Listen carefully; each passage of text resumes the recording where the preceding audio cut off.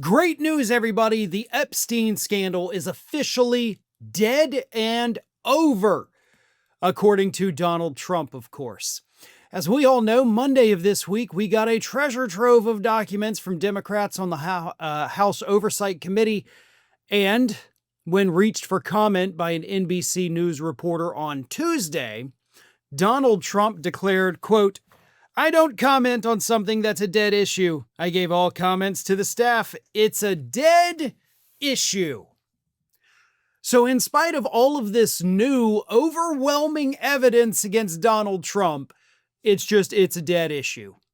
Now, obviously, it's not. In fact, the issue is more alive than it has ever been. Donald Trump's signature is clearly seen on that risque drawing in Epstein's 50th birthday book, and we got other information that Donald Trump is just not even talking about at all. You know, the big giant check that Epstein was holding up with Donald Trump's signature on it, a check for $22,500. It was a joke, but Trump was, buying a depreciated woman from Epstein. But, jokingly, of course. But what's funny to me is that the White House, nobody's even talked about that, right? Like they're only trying to address the little doodle and signature, but nobody's addressed the check from the White House of Donald Trump jokingly purchasing a woman from a sex trafficker. That one actually kind of seems like that should be the bigger story.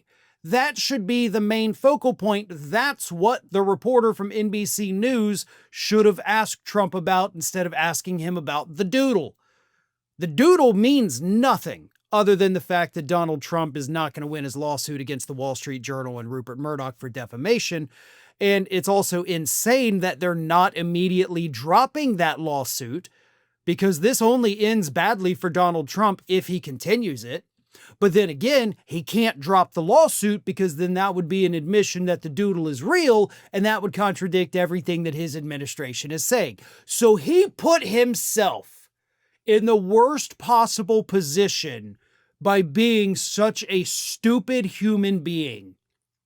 First and foremost, nobody'd even be talking about the Epstein files. Nobody would, we wouldn't have them. We wouldn't have any of this had Donald Trump and his base not pushed the issue during the 2024 campaign. Because you hear all these Republicans right now like, well, why didn't Democrats release them for the 4 years they were in charge? Why are Democrats only suddenly becoming interested? Because you idiots forced the issue. We weren't pushing for it because at the time, everybody had moved on. There were other things to focus on. You guys put it back out into the ether thinking it was going to take down the Democrats. It backfired on you. So now we're just trying to help you get what you wanted in the first place. We're being helpful and friendly because we want to make sure, by God, if you want those files, that you get them. We don't want to see you guys go home empty-handed. You're already going home empty-handed from all the empty promises Trump made to you. We're trying to at least keep one of them because he did promise to release the files. And now he's not. And we all know why. It was made painfully obvious this week. But to Trump's credit, I gotta give him credit for this. I'm not going to comment. How many times have you ever heard Donald Trump say that? Right? That's not something Donald Trump does. He doesn't not comment on things. The guy comments on everything, even when he really should keep his mouth shut. It's one of my favorite things about him is that usually if he just stayed quiet, he wouldn't make things worse, but he never stays quiet and he makes things worse. That's how bad this scandal is for him. For the first time, this was finally able to shut up Donald Trump.